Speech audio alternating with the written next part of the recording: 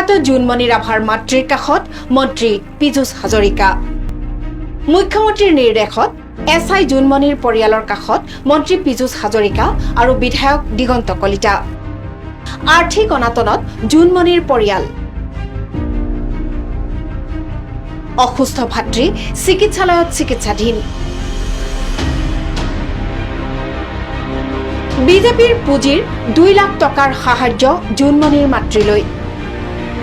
জোনমণিৰ মাতৃৰ পাছত আৰক্ষী অথবা চৰকাৰৰ কোনো প্ৰতিনিধিয়ে খবৰ লোৱা নাছিল পৰিয়ালটোৰ।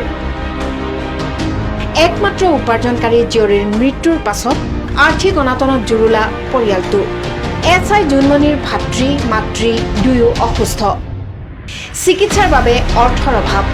বৰ্তমান জোনমণিৰ ভাতৃ চিকিৎসালয়ত চিকিৎসাধীন।